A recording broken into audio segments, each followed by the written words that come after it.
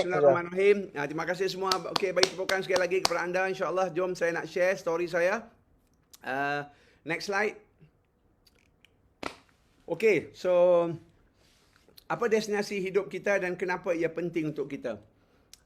Sekiranya anda semua datang, anda mencari, anda ada pertanyaan tadi ya. Saya sebut anda ada persoalan tentang hidup anda. Mungkin anda rasa anda ingin hidup yang lebih besar ekonominya, anda ingin kehidupan yang lebih, rasa diri anda lebih berharga, atau anda ingin mendapat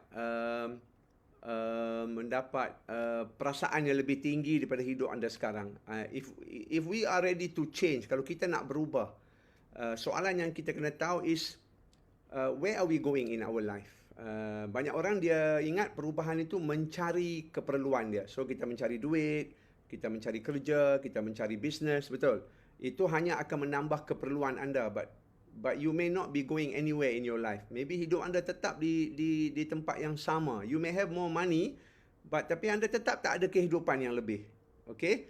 So the only way kita boleh naikkan kualiti hidup kita, if we know di mana kita nak pergi, where are we going with our life. Nah, itulah yang saya ambil sebagai permulaan perkongsian saya.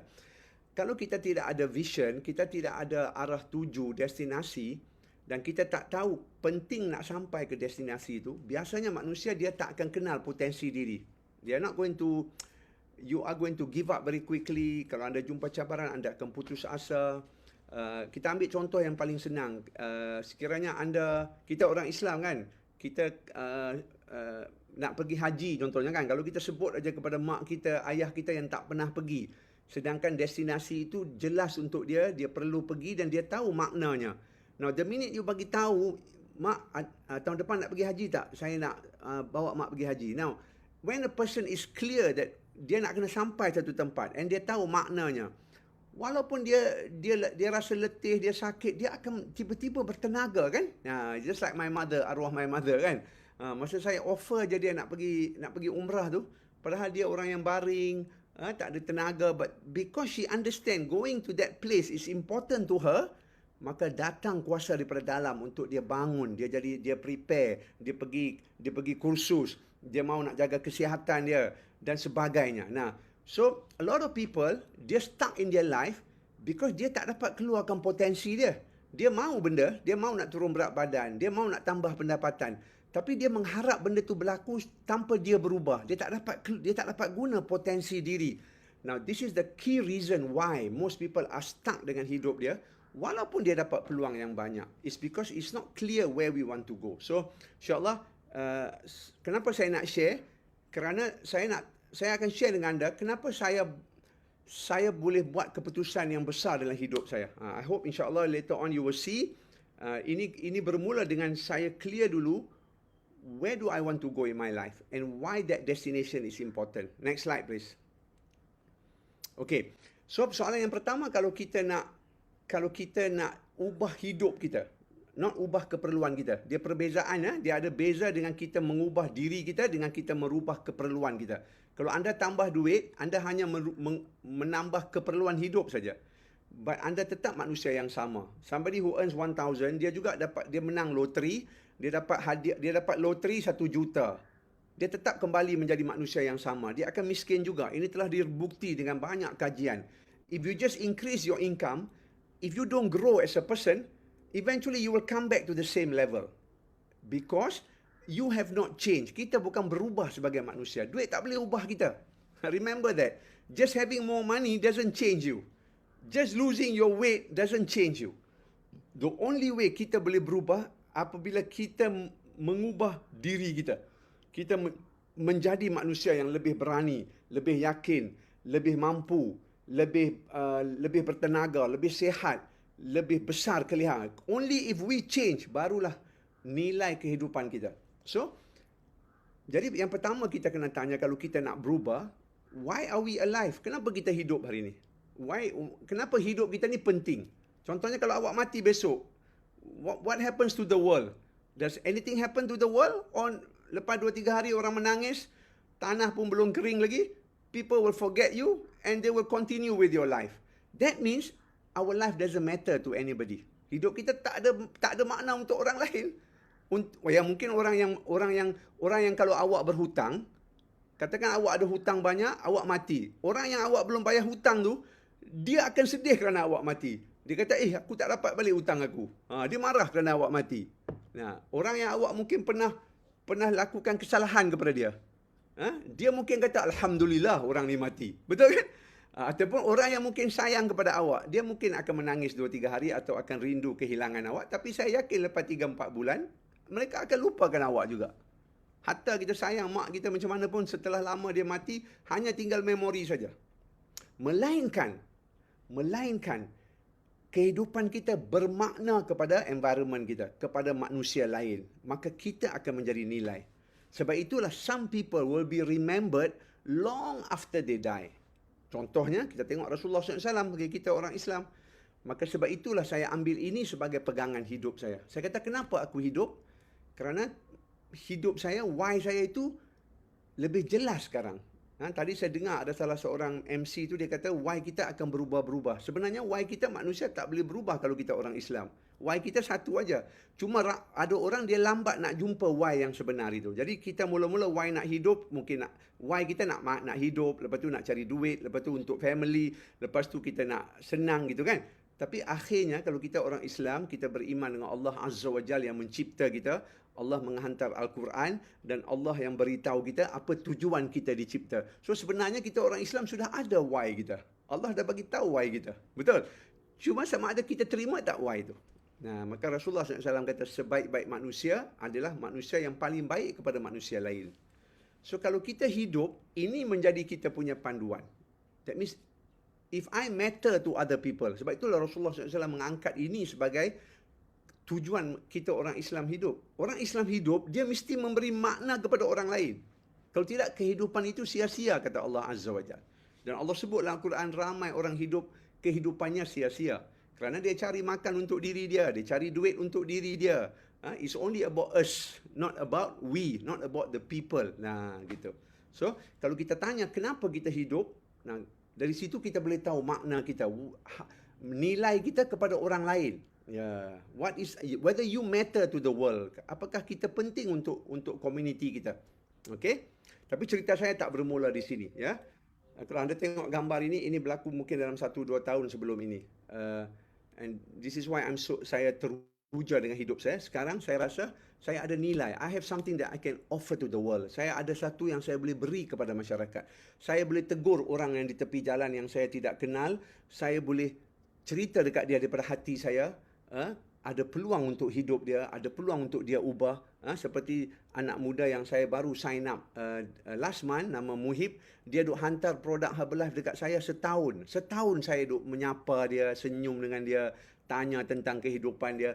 Akhirnya dia tanya kembali kepada saya. Dia kata, kenapa doktor selalu ada dekat rumah nampak happy, tenang? Oh, saya kata sebab saya ada bisnes yang bekerja daripada rumah. Dan saya kata setahun dah saya duk jemput Mohin. Sebab saya nampak dia tak berapa sihat, badan berat, kaki dia macam jalan seperti orang cacat. Tapi anak muda, rupanya dia ada gout. Dan setahun saya menyapa dia.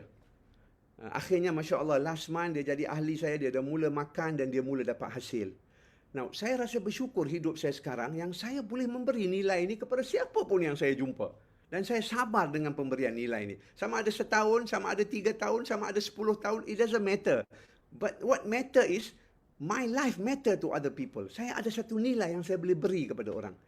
This is why I'm so excited about my life now. Kalau dulu, ya saya untuk diri saya saja. So, kenapa saya hidup tiap-tiap pagi? Kerana siapa yang Allah nak bagi, siapa yang saya nak bantu hari besok? Besok siapa pula yang stranger yang saya nak sentuh hati dia, yang membawa, yang menjemput dia untuk berjalan hidup dengan saya, dan mudah-mudahan satu hari dia bangun jadi manusia yang berguna dan dia juga percaya kepada orang lain, dan insya-Allah itu menjadi amal jariah. So cerita saya bermula di mana? Next slide. So this is where my life story begins. Okay, di sinilah saya bermula. Saya dilahirkan. Hari yang paling penting untuk seorang manusia adalah hari kita dilahirkan. Ya, this is the day I was born, 16 December 1959. Di sebuah kampung dekat dengan kampung P. Ramlee. Yeah. Not very far from where P. Ramlee used to play gitar, dia punya drum dan sebagainya. Alhamdulillah P. Ramlee tak rekrut saya untuk masuk uh, masuk bisnes dia, betul? Bisnes hiburan, betul? Kalau dia rekrut saya, mungkin saya pun watak ada juga untuk nak berlakon. Segak tu ada dah, betul? Tapi Alhamdulillah dia tidak merekrut saya, kan? Mungkin dia tak nampak talent saya waktu tu. Tapi saya dilahirkan di sini dengan keadaan yang cukup sederhana. Mak ayah saya adalah pendatang halal, generasi ketiga. Belah bapa saya ada sikit campur Indian Muslim, Yaman, Arab dan sebagainya. Belah mak saya orang Pakistan. So di sinilah kehidupan saya. Mak ayah saya sentiasa menukar-nukar rumah untuk menyewa. Tidak ada kemampuan untuk membeli rumah dan sebagainya. Tapi dia membentuk saya lah. Di saat kita lahir, suasana yang pertama membentuk saya adalah suasana ini. Ya, suasana yang hidup saya sempit, tidak ada kemewahan. Setiap kali kalau saya pergi sekolah, saya balik minta kat mak saya. Kan di sekolah nampak anak kawan-kawan saya makan aiskrim, saya tak ada duit, mak saya bagi 10 sen gitu, kadang bekal lepat pisang, bekal makanan kan, sebab kita orang yang sempit ekonominya. Tapi saya tengok anak, sebab saya pergi sekolah, nanti saya cerita kat you kan. So next slide please. So bila saya mula bersekolah, saya sekolah rendah saya di Penang Free School, Francis Light, dua-dua sekolah yang agak baik lah kalau di Malaysia ni, di sekolah yang ada kualiti sekolah ni ya. Sebab nak masuknya kena ada sedikit kemampuan akademik. Di Francis Light ni kebetulan sebab bapa saya boleh bercakap bahasa orang putih, dia boleh speak English, so saya boleh mendaftar dan kena bayar. Waktu itu kena bayar yuran RM15 untuk masuk sekolah yang berbahasa Inggeris. Kalau sekolah kebangsaan tu percuma. So daripada 7 orang adik-beradik saya, arwah bapak saya pilih saya untuk masuk sekolah Inggeris yang kena bayar ini. This is Francis Light School. Di situlah saya terbentuk kali kedua. Mula dibentuk oleh mak ayah saya dengan suasana saya dilahirkan. Maka saya di sekolah dibentuk pula oleh kawan-kawan saya, apa yang kita makan di kantin, cara kita buat keputusan tentang makanan kita. Kita tak sedar sebenarnya proses pembentukan akhlak kita tu bermula dah. Lepas tu saya sambung ke Penang Free School sebab saya berjaya di sekolah rendah, masuk Penang Free School. It's one of the oldest school in Asia. Di Asia Tenggara, sekolah yang paling tua. Ramai pemimpin-pemimpin Malaysia keluar daripada sekolah ini kan. So saya berpeluang juga masuk Penang Free School. Dan di situlah terbentuk sampai usia saya 1976, saya sudah terbentuk dengan satu kefahaman bahawa kalau saya nak senang, tak susah seperti mak ayah saya kena belajar kuat-kuat, jadi cemerlang supaya saya boleh dapat kerja yang baik. Next slide. Okay. So next slide. So saya mengejar pendidikan tinggi. Rupanya setelah saya keluar universiti sekolah, saya masuk ke ITM di Shah Alam pada tahun 76. Saya jadi pelajar terbaik dalam kejuruteraan. Dalam pusat kejuruteraan itu saya jadi top student. Saya punya CGPA itu hampir 3.86 begitulah. Saya banyak semester yang saya dapat semua 4 point. Saya tak sangka rupanya selain daripada segak, rupanya cerdik juga Dr. Idrus ni kan. Waktu tu Idrus lah gitu kan. Jadi menjadi pelajar terbaik, maka saya mendapat scholarship untuk pergi ke London belajar ijazah pertama, master, PhD dan sebagainya. So saya waktu itu memang mengejar pendidikan tinggi. Kenapa saya mengejar pendidikan tinggi itu? Saya mau sampai ke PhD kerana corak pemikiran itu terbentuk oleh suasana saya, bukan pilihan saya. Suasana tadi, kerana mak ayah saya susah, mak ayah saya selalu cakap, especially mak saya, belajar rajin-rajin, kalau awak tak berjaya nanti awak susah macam kami. So maka mak saya sentiasa duk share testimoni begitu, maka terlengkaplah kepada saya. Maka saya pun mengejarlah ijazah tinggi ini. Dalam keluarga saya seoranglah yang pergi sampai ke peringkat PhD. Belajar, pulang ke Malaysia 1991, antara orang yang termuda juga di Malaysia yang ada PhD dalam bidang computer engineering. And it's a very rare punya kualifikasi. Masa saya balik, saya join Telekom Malaysia tu, antara 6 orang saja yang ada PhD dalam bidang saya. Next slide. Okay. Now, there is a reason I'm telling you this story. Okay. Sebab tu saya mulalah kerana belajar cemerlang tu, saya banyak peluang bekerja. Masya Allah, saya bekerja dengan syarikat-syarikat termasyur seperti Hewlett Packard, IBM, Accenture, syarikat-syarikat multinasional besar di tahap dunia.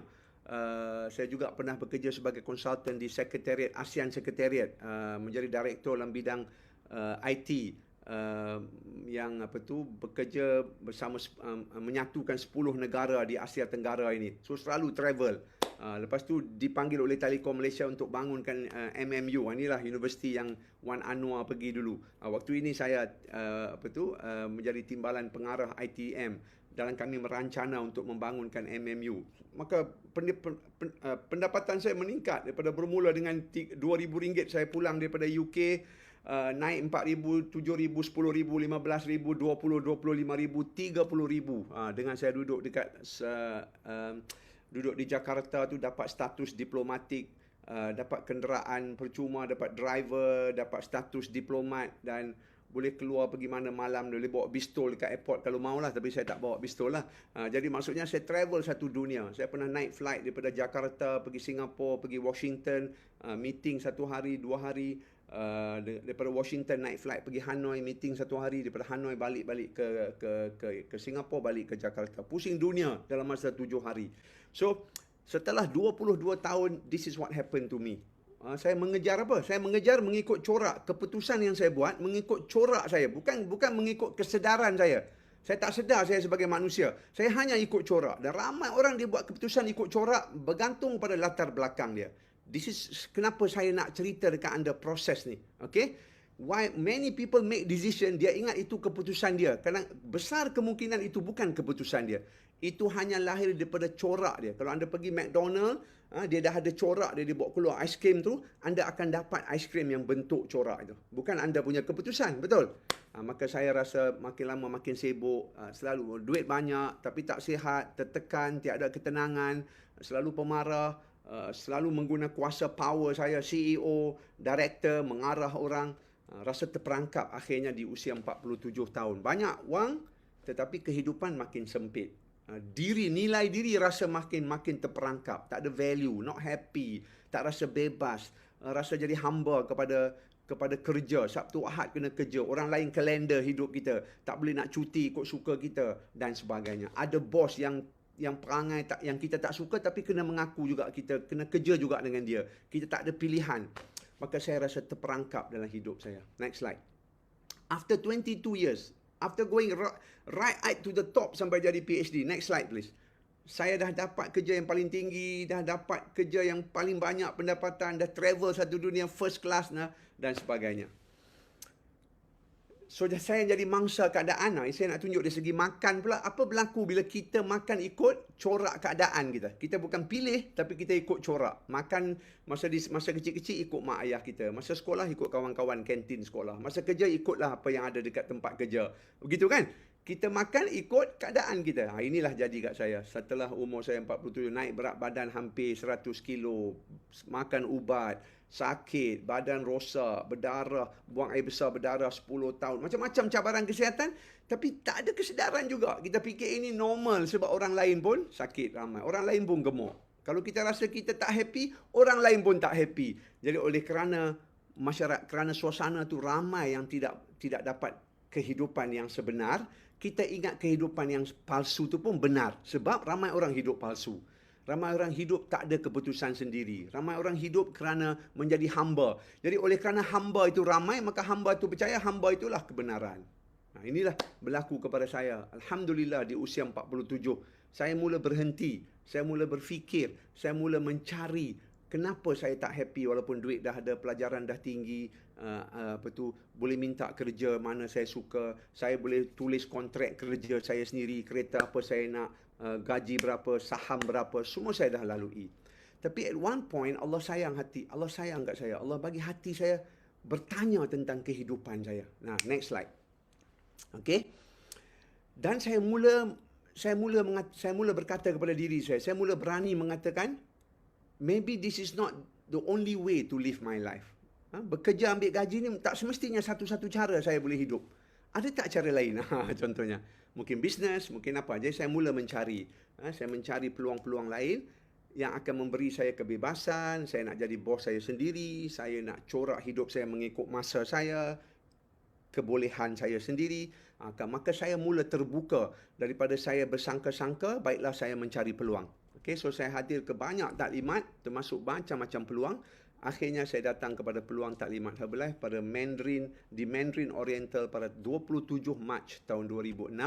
Waktu itu Herbalife saya pun tak tahu, kata baru masuk Malaysia, baru berdaftar sebulan atau dua di Malaysia sebagai syarikat yang mula beroperasi di Malaysia. So saya antara orang yang terawal melihat peluang ini, dan saya dijemput oleh satu sponsor yang kumpulannya datang daripada London, ya. Saya punya line tu datang daripada UK, Belgium dan saya. Gitu. So next slide, saya nampak peluang. Saya teruja, saya tengok saya punya sponsor tu, nampak dia happy, nampak dia tenang, nampak dia sebagai manusia yang sejati. Saya bila tengok akhlak dia tu, saya rasa cemburu. Kenapa dia rasa lebih tenang daripada saya? Dia tak ada pelajaran tinggi, dia bekerja sendiri. Walaupun waktu itu pendapatan dia lebih rendah daripada saya. Saya 30 lebih, dia baru masa tu get team dalam 14,000, 15,000 lah kalau dia duk share dekat testimoni tu kan.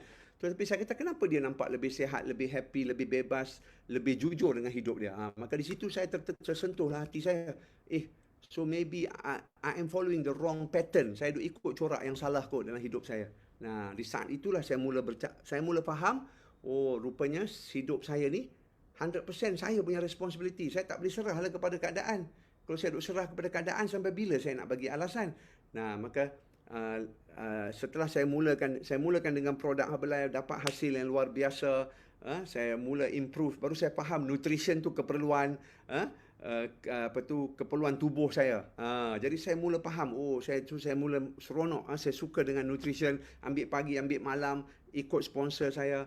Alhamdulillah, kini saya dah 15 tahun mengamalkan gaya hidup sihat, memilih apa yang saya makan semua menjadi pilihan saya dengan kesedaran. Masya Allah, anda tengok 40 tahun tu di belah kiri, yang tengah tu adalah lebih 3 bulan setelah saya mengamalkan nutrisi Herbalife, ubah gaya hidup. Yang sebelah kanan ni adalah last year tahun 2020, usia 61. Masya Allah, hari-hari rasa macam 24 tahun. Wow, Alhamdulillah. Next slide. Okay. So, then what happened? Saya masa jumpa Herbalife tu, saya ada sikit sangkaan daripada saya tengok ramai orang buat bisnes berbentuk MLM begini, tak berjaya, selalu bergaduh dan sebagainya. Dan keluarga saya pun ramai, kakak saya dan sebagainya, semua produk dia jual. Lepas tu tukar-tukar ke produk. Hari ni kata produk ni bagus, mai bulan depan kata produk ni pula bagus. Hari ni kata company ni bagus, besok kata company ni lagi bagus. So saya lalui dengan suasana begitu dalam keluarga saya. Jadi saya ada sedikit sangkaan tu.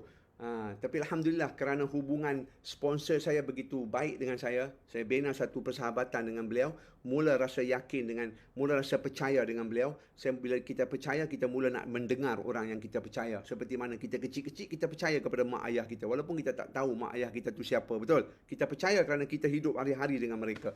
So, kerana saya percaya dengan sponsor saya rasa dia tu jujur. Akhirnya saya kata, ya. Saya nak melihat gambaran yang lebih besar. Dia kata, doktor, jom pergi ke Extravaganza. Doktor tengok sendiri. Sebab masa mula-mula dia ajar, saya kata, Frederick, saya tak sukalah. Saya tak maulah bisnes ni. Saya nak makan je. Don't worry, I love this product, but I don't want to see this. I don't want to do this business. Saya kata begitu dekat dia mula-mula. Tapi setelah bulan kedua, dia pun tak memaksa saya. Dia cuma menjaga saya. Dia follow up betul-betul sampai saya dapat good result. Dan dia tanya saya, nak tak doktor bantu orang lain kerana doktor dapat good result? Saya kata, okay, I don't mind helping people. Masa tu saya buat shake party, bantu ramai orang. Saya tak nampak yang tu macam bisnes lah. Saya ingat sebab saya dapat result, seronok lah. Saya nak tolong kawan-kawan saya, family saya. Tapi as I do it, hati saya tu memang jatuh cinta lah dengan proses tu. Akhirnya lepas bulan kedua, di akhir tu saya kata juga ya dekat dia. Dia jemput saya pergi ke Bangkok untuk melihat Extravaganza. Saya kata, jom doktor, let's go to Bangkok. You will see how big this mission is. Dan kami nak leaders macam doktor di Malaysia help Malaysia. Saya bila dengar perkataan dia nak leader tu, saya tertarik lah. Sebab saya memang I like, saya suka nak memimpin tu. Saya memang ditanam, kalau saya bekerja pun I want to go to the top position. Saya suka keadaan tu. Saya suka nak menjadi orang yang membuat keputusan di atas sekali tu. Jadi bila Frederick sebut kami perlu leader di Malaysia nak bawa misi ni, saya macam klik dekat situ. Okay, saya kata ya. Daripada saya terus bersangka-sangka tentang MLM, bersangka-sangka tentang benda yang tak ada kebenaran, saya kata tak apalah, why not I just say yes, let me go and see myself. Biarlah saya sendiri melihat gambaran ini. Betul ke? Betul kan? Ada kebenaran tak? Gitu. So saya pun alhamdulillah kata ya, dan saya pergi ke Bangkok tahun 2006. Itulah anda tengok gambar yang belah kiri yang baju kuning ni. PT Kamilah kata dia pun ada baju ni, wallahu alam. Tengok tu, ini profesor tuan-tuan. This is a professor yang pergi event first time. Saya letak ego saya lepaskan semua. Saya gaji 30,000, ada BMW, saya ni orang panggil doktor dekat profesor dekat Malaysia. Masa saya masuk dalam Habalah punya event tu, I just forget everything. Saya kosongkan diri saya. Look at me as a professor. I got income 30,000. Saya pakai butang, saya excited, saya lompat, saya pegang belon. I just let go. Saya tak nak berpura-pura dengan diri saya. Because the only way for me to understand is for me to just give myself a chance.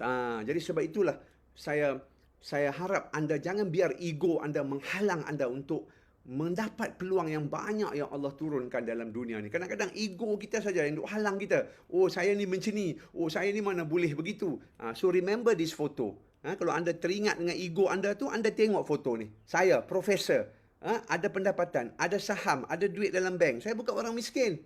Saya pergi event saya yang pertama, anda tengok apa berlaku dekat saya. Saya just follow. Saya letak button, saya tukar dengan semua orang. Saya excited nak share produk result saya. Saya bawa saya punya pitch book. Masya Allah. Dan kerana saya jujur tu, saya lepaskan semua. Tanpa ada rasa apa-apa, maka Allah bagi saya nampak apa yang berlaku di extravaganza tu. Allah bagi saya nampak. Wow. Manusia, saya mula pergi melihat dunia daripada kacamata orang lain. Sebab sampai umur saya 47, saya melihat dunia daripada kacamata saya saja. Saya saja tahu. Semua benda saya tengok, saya tafsir ikut apa yang saya faham. Ikut saya punya corak. Maka sebab itu sampai 47 tahun, hidup saya tak ubah hala tuju dia. Sampailah saya pergi ke extravaganza, saya duduk diam, saya tengok pula dunia mengikut kacamata kejayaan orang lain. Wow! Story demi story itu menyentuh hati saya. Daripada Thailand, daripada Indonesia, daripada India, daripada Korea. 13 negara. Manusia bermacam-macam latar belakang. Semua menunjuk mereka menjadi manusia baru. Kerana mereka mengambil peluang Habalah Nutrition ni untuk menghidup, memberi manfaat kepada orang lain. Di situlah baru terselah saya nampak, wow, selama ni aku duk hidup, duk cari gaji untuk aku je. Aku rumah besar, aku boleh pergi US, aku naik flight first class. What about other people? Aku boleh sihat sebab aku ada duit. What about other people? Maka di situlah, wow, saya terbuka hati saya. Rupanya misi Habalah Nutrition ni untuk menjadikan kita sebaik-baik manusia dengan kita menjadi baik kepada ramai orang. Maka di situ Allah ubah hati saya. Allah muqallibal qulub. Dia mengangkat hijab hati saya. Melihat kata Habalah ni suatu wadah untuk saya menjadi manusia yang sebaik-baik manusia seperti mana yang Allah nak. Bukan saya orang yang baik, tapi saya hajat nak jadi orang yang baik. Supaya saya hidup dengan berkhidmat kepada orang lain. Memberi manfaat kepada orang lain. Next slide. Ingat berani melihat kehidupan daripada kacamata orang lain. Janganlah terus melihat hidup daripada kacamata kita sendiri. Kalau anda duduk susah sekarang, anda miskin, anda susah nak dapat result, anda tak boleh change. Why not you stop for a while? Anda tengok pula hidup dunia ni melalui kacamata sponsor anda yang berjaya. Why not anda tengok hidup ni daripada kacamata Wan Anwar, kacamata Rafia, kacamata Alif, kacamata Zaid, kacamata Cino. Why not? Why not? Anda dah tengok dah hidup ni melalui kacamata anda all your life and you are still stuck. You stuck with money, anda takut, anda tak boleh berubah. Why not you stop and give yourself a chance? Tengoklah pula dunia ni daripada kacamata orang lain yang berjaya. Mudah-mudahan Allah boleh buka hijab tu, angkat anda punya hijab dan anda mula tinggalkan sangkaan-sangkaan anda. Anda sangka aku tak boleh, aku tak pandai, duk sangka aku ni susah, duk sangka, maka kita akan mati merana. Maka saya bersyukur, saya berhenti sangkaan tu. Saya tengok kebenaran. Orang depan aku ni berjaya. Frederick ni berjaya. Maka aku nak pinjam mata mereka. Aku nak pinjam keyakinan mereka. Dan aku nak buat. Aku nak ikhtiar supaya aku boleh jadi seperti mereka. Inilah menjadi kuasa kepada diri saya untuk berani sebagai profesor. Orang tanya, macam mana profesor buat MLM boleh berjaya? Macam mana orang dah ada duit buat MLM boleh berjaya? Sebab kami jujur dengan diri kami. Itu saja kuncinya. Saya tak worry pasal ego tu. Yang sedih tu kadang-kadang orang miskin ego dia lagi tinggi daripada orang kaya. Orang miskin kadang-kadang ego dia lebih tinggi daripada orang yang ada pelajaran. Sebab dia bergaul dengan suasana orang yang sentiasa tak percaya dengan kejayaan. Tak percaya dengan perubahan. Dia ingat dunia ni dia tafsir ikut mata dia saja. Sedangkan dia manusia yang akan mati. Jomlah kita belajar melihat dunia daripada Allah Azza wa Jal punya mata. Iaitu everything is possible. Daripada Allah yang mencipta dunia ni, marilah kita belajar melihat dunia ni daripada yang maha besar. Daripada yang maha mengetahui. Daripada yang maha adil. Daripada yang maha memberi. Kalau kita mahu tinggalkan ego kita sebagai manusia, kita melihat dunia ni daripada Allah Azza wa Jal, maka saya yakin semua orang akan mendapat kekuatan untuk bangun menjadi manusia yang bercahaya. Sampaikan hidup kita boleh menjadi asbab kepada orang lain bangun menjadi manusia luar biasa. Next slide. Nah, maka berubahlah saya. Seorang profesor duduk dekat ofis, sakit, gemuk, letih, marah. Saya menjadi seorang manusia biasa, berkawan dengan orang-orang yang luar biasa. Saya ubah gaya hidup saya. Boleh berlari, masuk maraton. Saya boleh buat benda yang dulu saya duk sangka tak boleh. Oh, umur 55, hang kalau lari, hang mati. Ni tak sedar diri. Oh, macam ni. Manusia, dia tanam sangkaan tu. Nah, maka saya berhenti, Masya Allah, dengan Herbalife saya belajar menjadi orang yang benar. Belajar mencari kebenaran. Buat kerana keputusan, bukan kerana takut kepada orang. Buat bukan kerana nak memenuhi sangkaan masyarakat. Tapi buat dengan kebenaran. Dengan harapan. Dengan percaya bahawa kita manusia Allah cipta dengan kemampuan untuk membentuk hidup mengikut pilihan dan selera kita. So alhamdulillah, yang kanan sekali tu bukan sebab kameraman nak ambil kado buat, itu memang penat itu, turun 12 kilo lari masuk dalam hutan macam mana. Saya ikut je anak-anak muda ni. Anda tengok semua ni umur 30-30-an, saya seorang yang umur 24. Ikut saja dengan hati tu, mendapat satu itulah saya kata suasana ni cukup penting, masya-Allah. Next slide. Okay. So saya jatuh cinta dengan Club Nutrisi. Anda boleh buat Herbalife dengan macam-macam cara. Masya Allah. One thing good about Herbalife, ialah satu platform yang anda boleh pilih cara nak bekerja sesuai dengan jiwa anda. So, waktu saya mula, saya tengok macam-macam cara orang duk buat Herbalife. So, mula-mula saya ikut saja sebab saya baru nak belajar, betul. Orang bagi tu, orang timbang, saya timbang. Orang bagi flyer, saya bagi flyer. Sampailah lepas tahun ketiga begitu, saya ingat, atau tahun kedua, saya masuk 2006, 2009 begitu, kami didedahkan dengan konsep Club Nutrisi. Datangnya seorang leader daripada Amerika Selatan, namanya Socrates Valencia. Dia at one time dia pernah jadi top royalty earner di seluruh dunia, dan dia bawa kaedah Club Nutrisi di mana manusia datang hari-hari menjadi sekolah untuk membina kehidupan. Saya terus jatuh cinta dengan konsep ni, kerana diri saya, that's who I am. Saya suka nak bercakap tentang kehidupan. Saya suka nak sebagai seorang Muslim, saya nak bercakap tentang kebenaran, nak suburkan kepimpinan yang ada dalam diri manusia. Saya percaya semua manusia itu benih benih kehebatan. Cuma suasana kita tak menyuburkan benih itu. Suasana kita, dia matikan benih itu. Jadi bila saya nampak Club Nutrisi, saya jatuh cinta.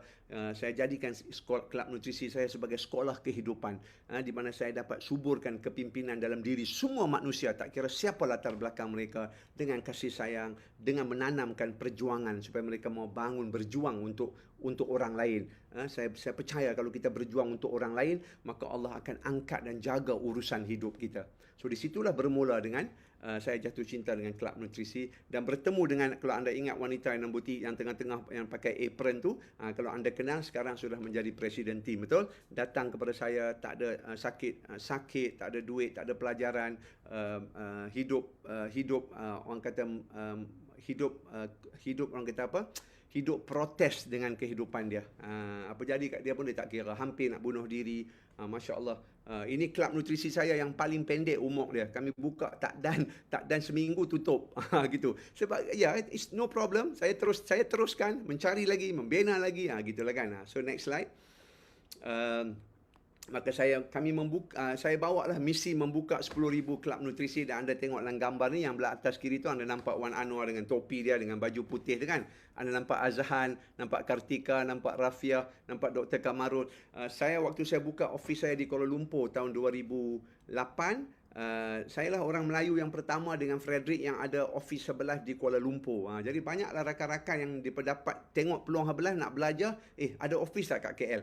Maka ramai juga yang datang melihat office kelab saya yang pertama itu. Sekarang dah berkembang, itu kami di Sri Manja, itu di Shah Alam, lepas tu di Masjid Section 24 kelab saya yang sekarang yang dah tutup sebab PKP.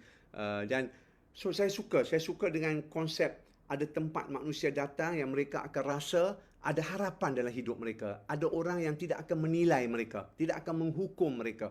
Sebab terlalu ramai dalam masyarakat kita, tak mana kita pergi pun orang nak hukum kita. Orang nak komen tentang kita. Baik kadang-kadang di rumah, kadang-kadang di pejabat, kadang-kadang di kedai makan. Orang nak hukum saja. Apa kita buat pun tak kena juga. Betul kan? Maka saya suka dengan kelab nutrisi di mana kami berhenti menghukum orang. Kami membuka peluang untuk semua orang datang dengan kasih sayang. Kita terima semua orang. Tak kira apa agama, tak kira apa latar belakang, tak kira bentuk dia besar mana. Ada orang yang masuk, saya nak peluk kali pertama, tak sampai tangan kat belakang. Kita peluk juga, memberi kasih sayang kepada mereka. Ya, gitu kan. Ada yang datang taxi driver, ada yang datang, saya ingat lagi Siva tu kan, datang dengan penyakit sopak gitu kan, dengan perut buncit dia. Saya orang yang pertama peluk dia, dia hampir menangis. Dia kata, tak pernah orang berani peluk dia. Kalau tengok diri dia begitu. Saya orang yang pertama peluk dia. Maka dia hampir menangis. Nah gitu. Kita berhenti menghukum manusia. Kita terima saja manusia seadanya. Dan kita bagilah kasih sayang. Saya suka. Inilah menjadi perjuangan saya maka saya mula. Next slide. Sambil kita mengajar orang menjadi sihat. Saya belajar membina bisnes saya. Bisnes rangkaian, sebab sebelah bisnes rangkaian. Yang kita nak rangkai itu bukan buah langsat. Yang kita nak rangkai itu bukan buah duku. Kita nak rangkai manusia, tuan-tuan. Manusia tak boleh terrangkai kerana dipaksa. Manusia bukan buah awak boleh cakok macam tu gantung di pokok. Bukan. Manusia ada jiwa. Manusia dia ada perasaan. Manusia dia ada feeling. So the only way manusia boleh terikat dengan kita hanya kalau dia percaya apa yang kita percaya.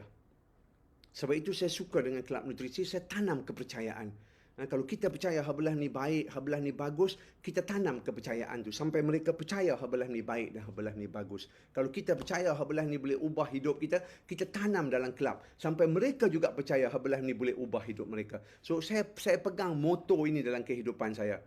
Supaya secara sukarela saya menjemput orang dan saya tahu saya tidak memaksa sesiapa pun, tapi saya sebarkan kepercayaan saya. Saya sebarkan kepercayaan saya daripada hati saya. Rupa-rupanya terbentuklah pasukan saya. Saya tak sedar pun. Saya tak pernah pun merancang untuk membina manusia tu mengikut marketing plan gitu. Tidak. Kita mengajar saja. Tapi saya sebarkan kepercayaan saya. Hari-hari dalam kelab saya. Saya ajar kepada mereka. Saya share apa yang saya percaya. Dan rupanya Allah hantar orang yang percaya dengan saya. Hantar Wan Anwar, hantar Dr. Kamarul. Ini orang-orang yang bukan organisasi saya. Mereka juga percaya. Bagus gitu. Masya Allah, dalam organisasi saya sendiri lahirlah An-Nur, An-Nur Rauda, datang Iman, lepas tu datang tim Kuantan, datang Kak Yati dengan Muhammad, bawa Nick dengan Mila, sebab saya membawa perjuangan daripada hati saya. Ya, saya tidak memaksa sesiapa pun. Saya pun tak paksa diri saya. Sebab itu saya belajar melihat kehidupan ini daripada orang lain. Masya Allah.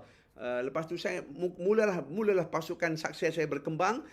Lahirlah orang yang lebih hebat daripada saya. Seperti Nick Miller, seperti Iman dan Ida, seperti An-Nur. Mereka jauh lebih hebat daripada saya buat bisnes sebelah ini. Saya orang biasa saja. Saya tak pernah buat bisnes macam ni. Saya orang profesional. Ya gitu. Tapi saya bekerja daripada hati saya, maka Allah ikatkan saya dengan hati orang-orang yang mahu buat apa yang saya percaya. Dan Masya Allah, Habelah ni satu company yang dia reward kita kalau kita bina. Kalau kita bina pasukan ini, kita menarik lebih ramai orang percaya apa yang kita percaya, maka kita secara fitrah akan naik. Bisnes kita akan grow bila kita punya organisation grow. Macam mana nak grow organisation kita? Jomlah kita sebarkan kepercayaan ini seperti mana yang kita lakukan hari ini. Bagi tepukan kepada anda semua yang masuk. Mudah-mudahan anda dapat sedikit kepercayaan seperti apa yang kami percaya. Maka saya dapat travel all over the world. Dapat hidup mengikut waktu saya. Dapat menikmati kehidupan itu. Sehat, banyak masa, boleh berkawan dengan orang yang saya suka, pilih siapa yang saya nak berkawan, nak habiskan masa saya, jadikan sahabat saya. Bersyukur Masya Allah dapat berkawan dengan orang seperti Haji Ayub dan Kamila Jusuf, dapat berkawan dengan Wan Anwar, dengan Rafia. Kita dapat kawan dengan manusia-manusia yang sentiasa bagi nilai dalam hidup kita. You know, I mean, if you're a diamond, you will attract a diamond. And when two diamonds come together, you will think it's 1,000 diamond. Because one diamond can shine, but if you put 3 diamonds, subhanallah, you will think the whole world is a diamond. Sebab itulah kalau kita belajar jadi manusia yang jujur, yang baik, you will bring the diamond into your life. You trust me. Jadilah diamond tu. Jadilah manusia yang suka memberi shine kepada orang, suka memberi harapan kepada orang lain, berjuang hari-hari memberi harapan kepada orang. Masya Allah, ini anda akan nikmati satu perjalanan yang akan memberi anda rasa tenang. Anda akan yakin dengan tentuan Allah. Orang datang, orang pergi itu adalah naluri kehidupan, tuan-tuan. Naluri kehidupan. Yang kita nak cari itu ketenangan dalam kita berjuang. Dan lebih kita tenang, maka lebihlah Allah yang mengatur hidup kita. Lebih kita stres, kita yang nak mengatur hidup kita. So cari ketenangan ni. Believe, trust in the process, and bekerja daripada hati kita, bercakap dengan semua orang, ikut hukum yang kita perlu buat. Dalam hal ni dia ada hukum dia, macam kita nak bela ayam pun ada hukum dia. Nak tanam pokok durian pun ada hukum dia. Kita belajarlah hukum habelah, bukan susah. Dan jujur dengan hukum tu, kita bekerja mengikut hukum tu dengan tenang, maka Allah itu maha adil. Tidak ada lagi kuasa yang lebih baik mengatur hidup kita daripada Allah mengatur hidup kita. Allah mengurus rezeki kita. Allah menjaga kepentingan kita. Tidak ada lagi kuasa yang lebih baik, lebih tepat, lebih mampu melainkan Allah Azza wa Jalla yang menjaga, mengatur, mengurus rezeki kita. Hanya kita nak kena serahkan, kita nak kena buang ego kita. Kita jadilah manusia yang Allah redha itu. Jadilah manusia yang jujur. Jadi manusia yang bekerja sungguh-sungguh daripada hati. Nilai kehidupan, bangunkan nilai daripada kita mencari pengaruh. Bangunkan nilai kita. Be valuable to many people. InsyaAllah. You trust me. Your life will change daripada jalan yang anda tak boleh sangka-sangka dengan peluang yang luar biasa ini. Next slide. Jadi, sebab itu saya kata daripada mula tadi, bila destinasi hidup kita bermakna dan jelas, kita akan ambil tanggungjawab untuk bangunkan diri kita dan lakukan semua yang perlu untuk sampai. Kalau kita jelas bahawa kita orang Islam nak pergi ke syurga, kita jelas dan kita tahu makna syurga tu untuk kita. Bukan kita cakap, tapi kita tahu makna dia. Maka sudah fitrah kita akan bangunkan diri kita untuk sampai ke syurga. Kalau kita tahu nak pergi ke London itu penting untuk kita, dan kita tahu makna dia, kenapa kita kena sampai, maka fitrah manusia, dia akan bangunkan diri dia untuk sampai ke London. Apa jalan? Blok sini, blok sana, dia akan pergi. Jadi jangan tengok cara nak berjalan tu. Tengok dulu destinasi tu. Kenapa anda nak pergi ke situ? Make it clear to you. And pastikan benda makna dia tu very important. If it's important to you, you will find a way. Manusia fitrah dia begitu. Anda tengoklah budak-budak kanak-kanak, bila dia mau sesuatu benda, dia akan cari jalan sampai dapat juga. Sebab dia tahu, kalau anda beli satu toy dan dia suka kepada toy itu, kepada anak anda, cuba anda hide toy itu. Dia nanti cari juga jalan nak bagi dapat mainan tu. Betul kan? Sebab itu Allah dah didik fitrah kita begitu. Sebab itu don't worry so much on the how. Besarkan dia punya destinasi itu. Because that will create the why. Why anda kena sampai. Next slide. Okay. Ini kami di Australia, Masya Allah. Baik, itu dia. So, kenapa anda hadir ke acara ini? Sorry, berapa masa lagi saya ada? Okay, give me another 5-10 minutes, saya akan selesaikan. Yang lewat tu, anda suruh, anda boleh minta maaf, suruh Alif minta maaf nanti ya, sebab dia lewat tadi. Okay, so kenapa anda hadir ke acara ini? Kenapa? Why are you 400 people still here? What are you looking for? Kan? Anda ingat, saya terperangkap setelah 22 tahun. Saya tinggal botol tu. Remember that. Kalau anda hanya mengikut hidup, mengikut neraca anda hanya ikut corak yang sama, you are trapped in your life. Because kita tak ada satu new destination, tak ada satu new gambaran. We are not looking, kita tak mau nak melihat dunia ni daripada mata orang lain.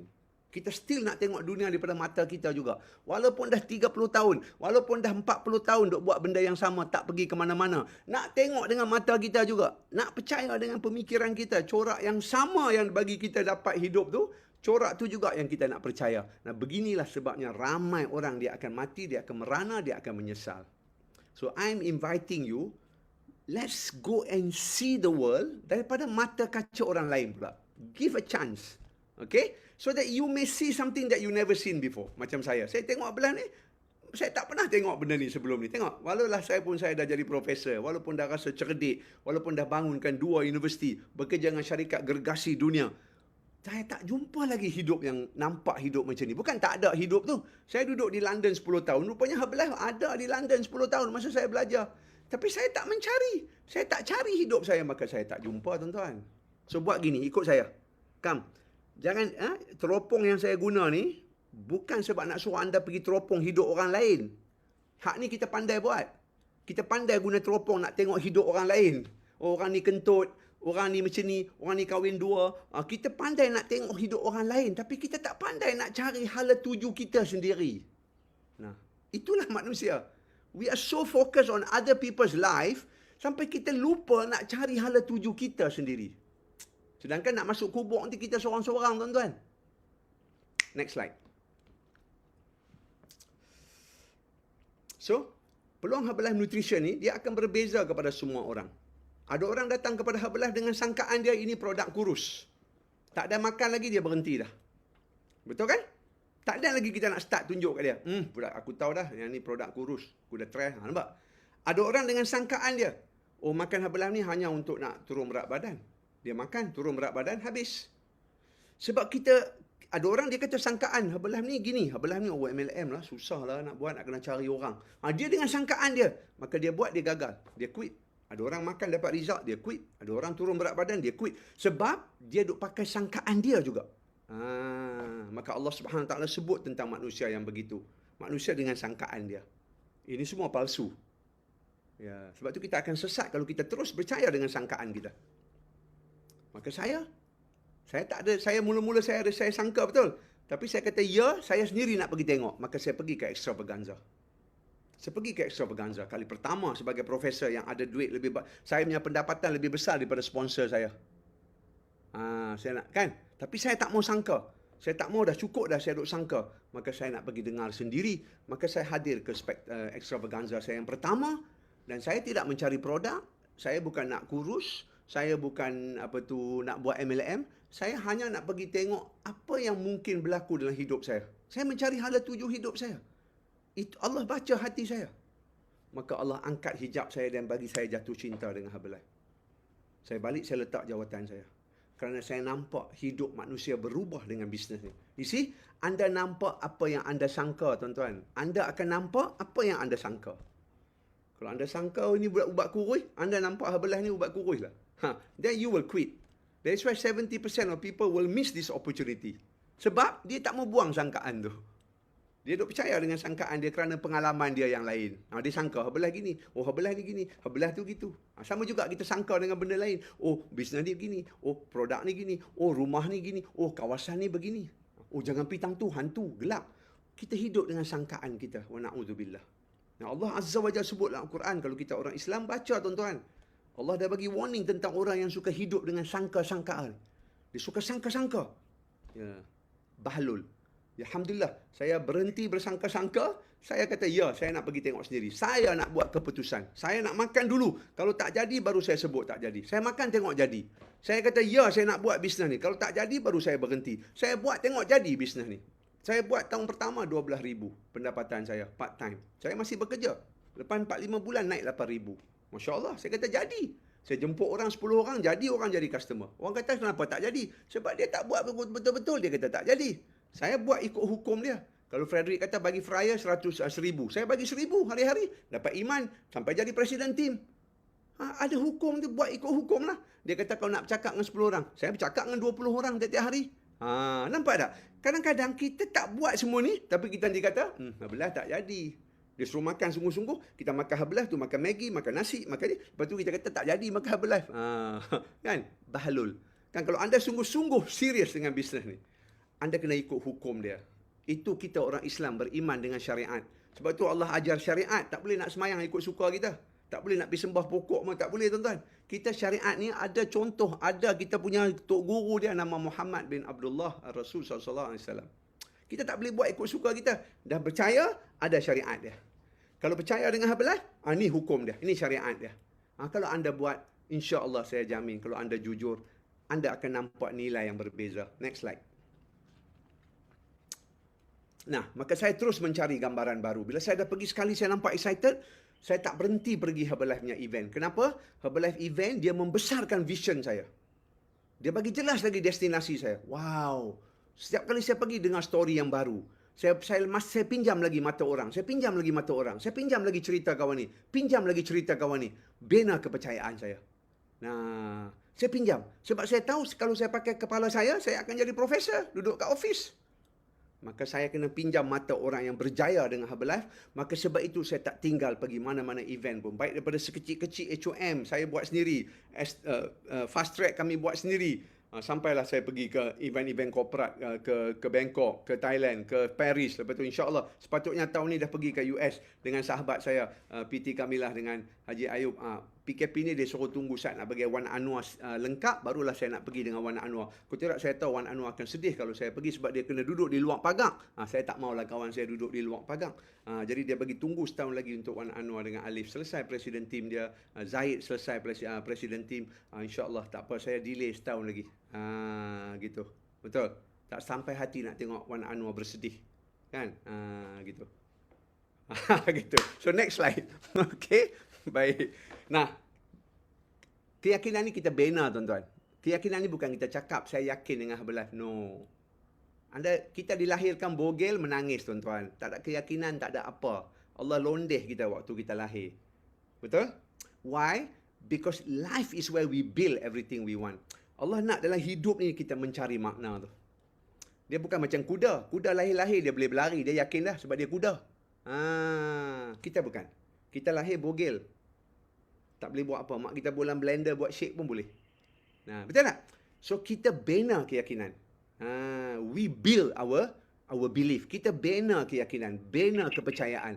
Sebab itulah kita perlu proses belajar, mencari, jatuh, bangun. Because that's how we build our confidence. So saya bersyukur dengan saya duduk pergi event.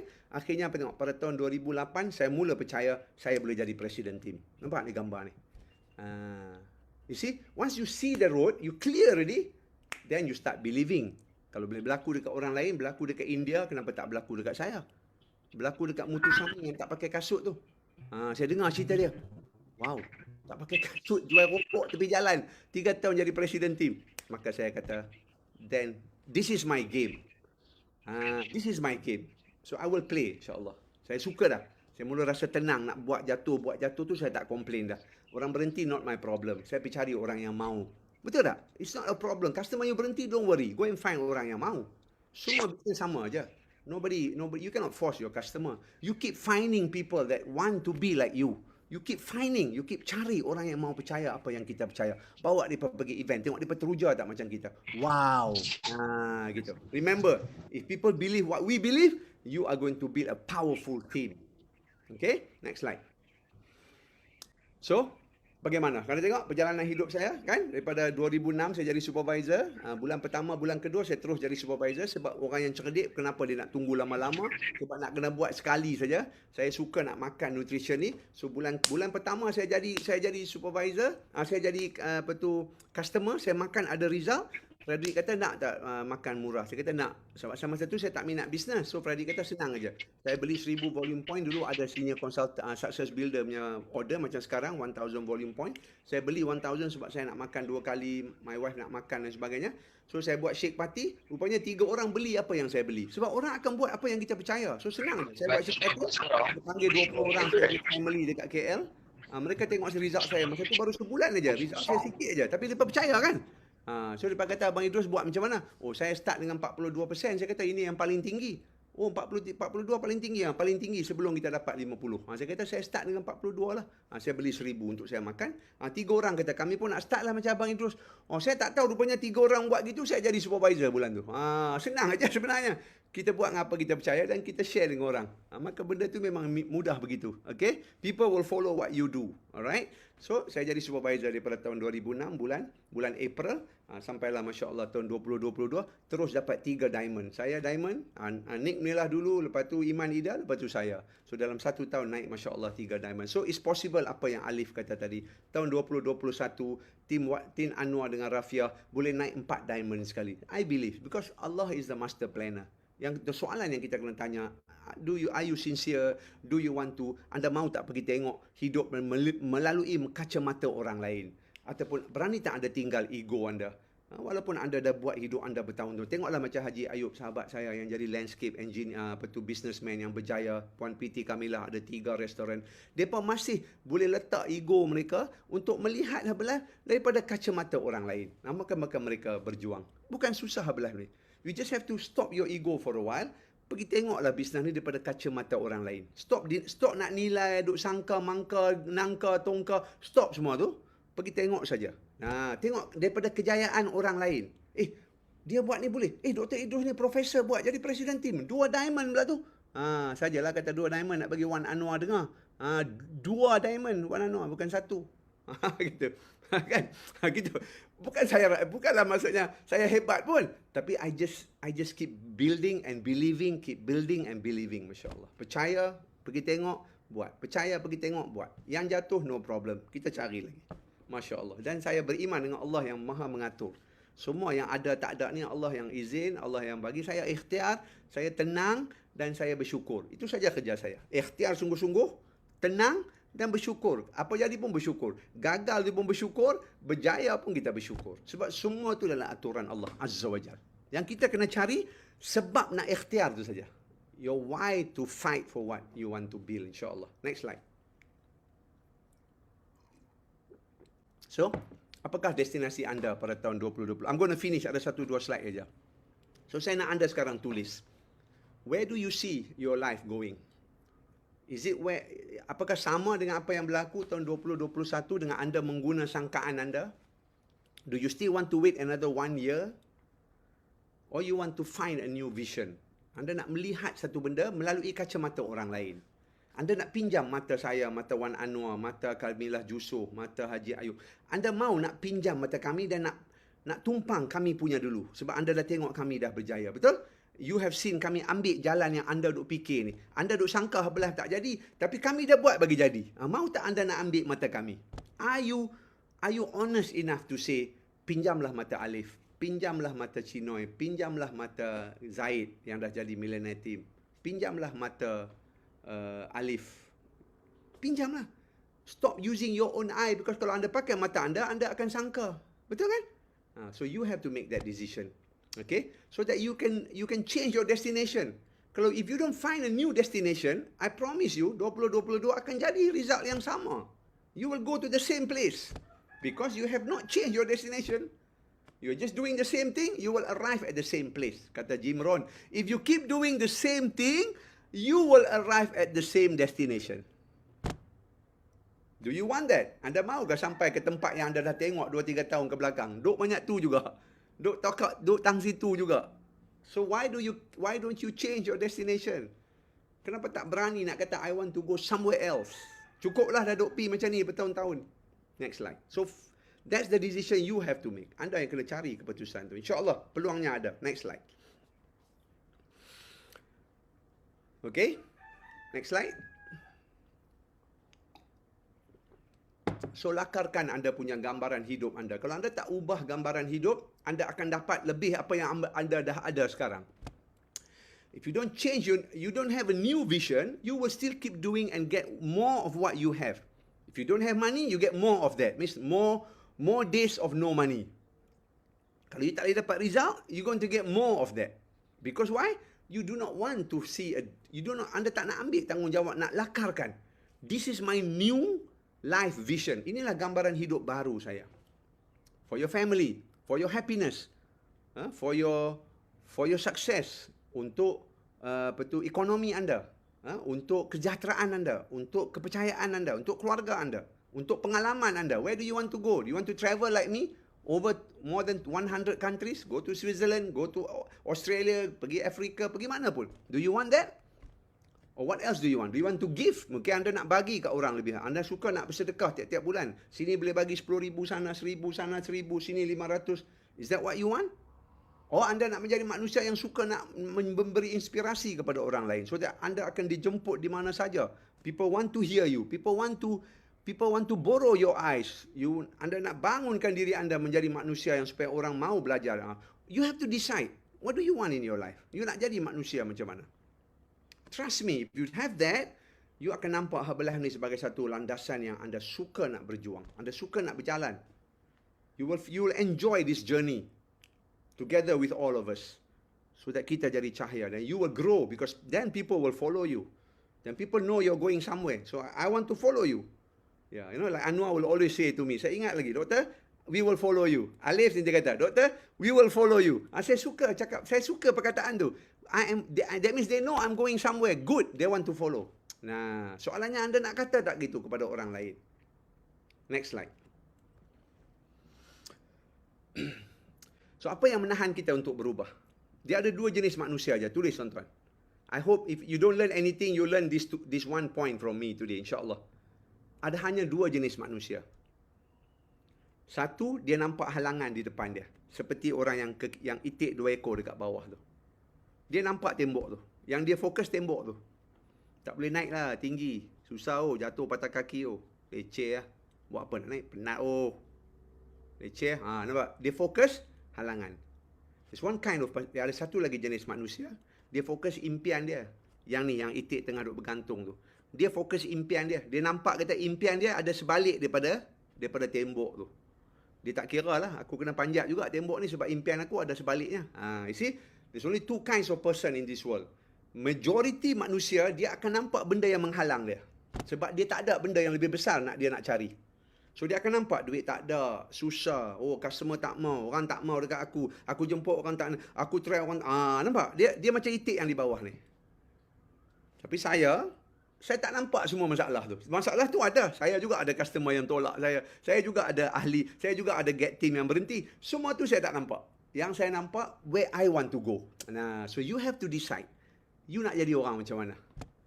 Orang yang tengok masalah, tengok cabaran, atau anda tengok impian dan anda buat apa saja yang perlu untuk sampai. Nah, you see? Maka Allah Azza wa Jalla sebut yang nak panjat macam itik tu sedikit sangat. Ya, sedikit sangat. Tapi not impossible. Up to you. Where do you want to be? Where do you want to be? Sebab tu saya kata kena besarkan impian, besarkan destinasi. Orang yang ada destinasi yang jauh, yang besar, dia akan jadi macam itik yang meloncat. If you have a big destination, you will climb any mountain. So if you don't have a big destination, then you nak kena suruh, berapa lama Alif boleh nak suruh you buat? Nobody can ask you to do 100 times. You will not do it for other people. You got to do it because you know where you are going. That's the key. That's the key for you to solve all your problem. So that any problem anda akan embrace the problem. Anda akan terima sebab Allah bagi cabaran ni. And you know the power of itik yang cuba ni?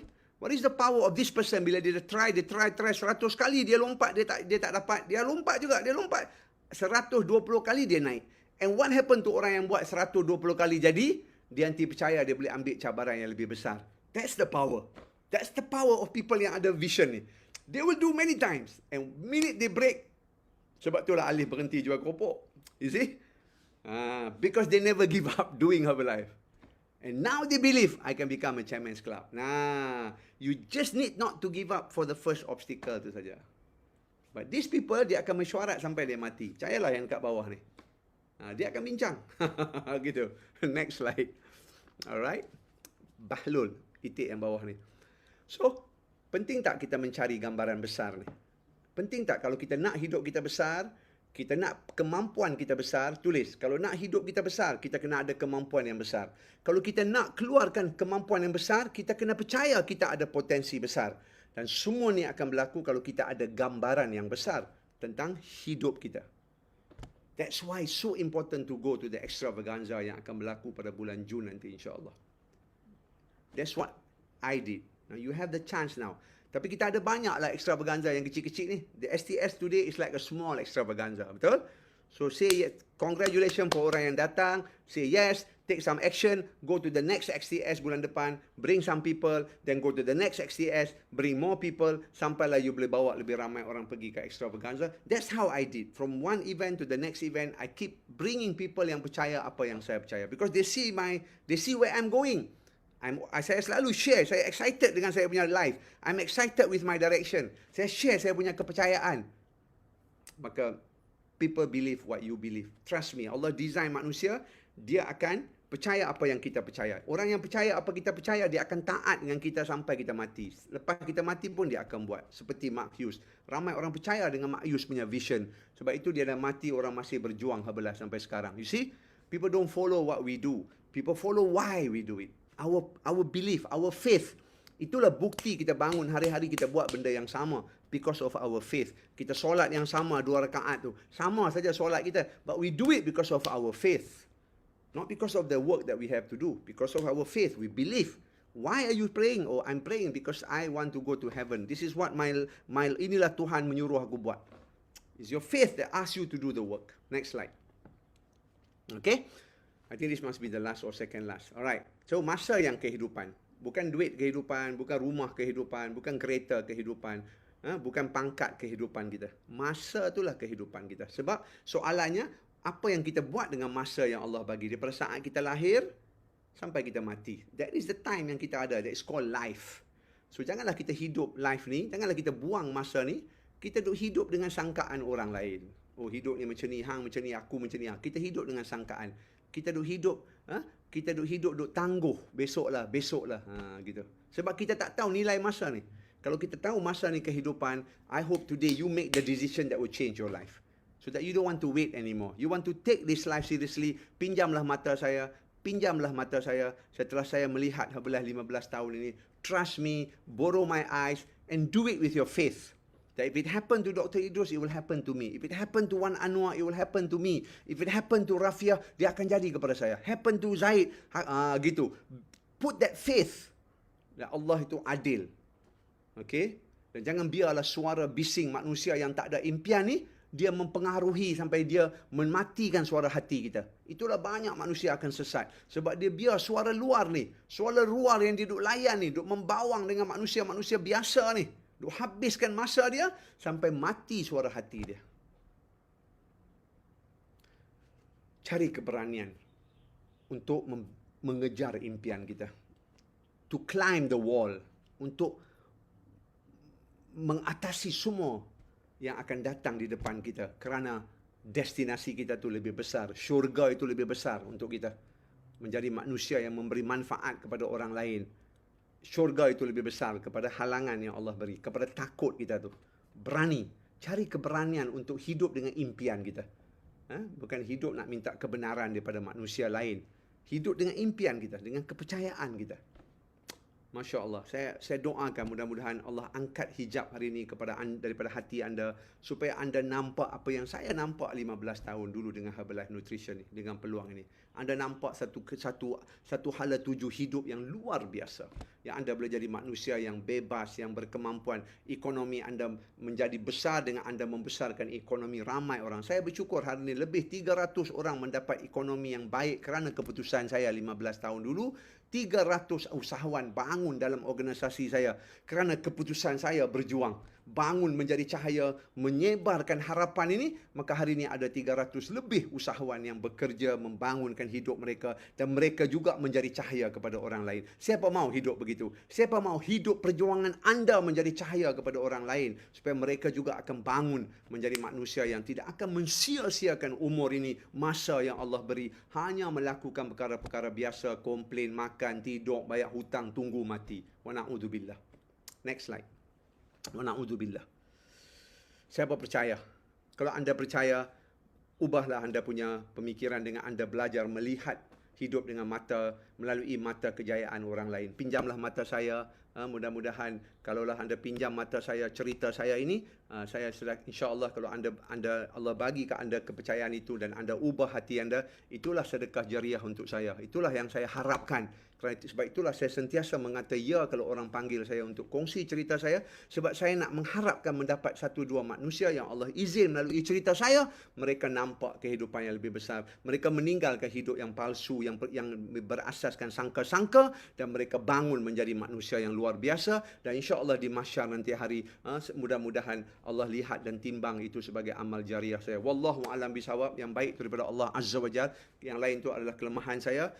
Saya serahkan balik. Saya minta maaf kepada anda atas semua kelemahan, dan minta ampun kepada Allah Azza wa Jalla atas kesalahan saya. Dan yang saya serahkan balik kepada pengacara majlis. Terima kasih dan minta maaf kerana technical error tadi. Wallahu a'lam. Jumpa anda semua di Extravaganza. Bye. Assalamualaikum warahmatullahi taala wabarakatuh.